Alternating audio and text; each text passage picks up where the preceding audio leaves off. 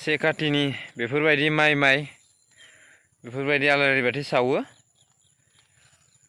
गिबियाव जों गनखौ थुग्रोयो, बेनिफ्राय थालिर बिफां थुख्रासे लानानै सायाव थाव बायदिसिना मुवा बेसाद दोननो थाखाय जोङो थाइगिर फिथाइखौ दानख'नानै बेनि बिखंखौ लाबोनानै बेयावनो आलारि बाथिखौ सावनाय जायो।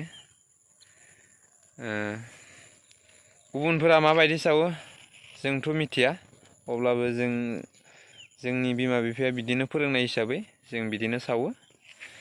बेनिखायनो बेखौ सावखांनानै आं न'नि माइखौ फाखोसे गिदिंनानै नायलांनोसै रायजोफोर। माइआथ' मोजाङानो जादों, बिराद मोजां जादों।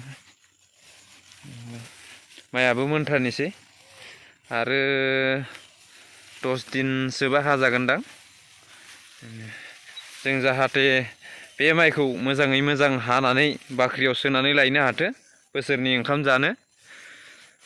बेनिखायनो जों बिमा माइनावखौ सिबिनो बयबो लैहोर लैहोर ओंखारबोदों रायजोफोर। नै सानाबो हाबनोसै, अब्लाबो फैबाय। माइआथ' बिराद मोजां जादों देग्लाय। नोंथांमोननि गामियाव माबायदि सावो कमेन्टजों फोरमाय, जाहाथे जोंबो मिथिनो हायो।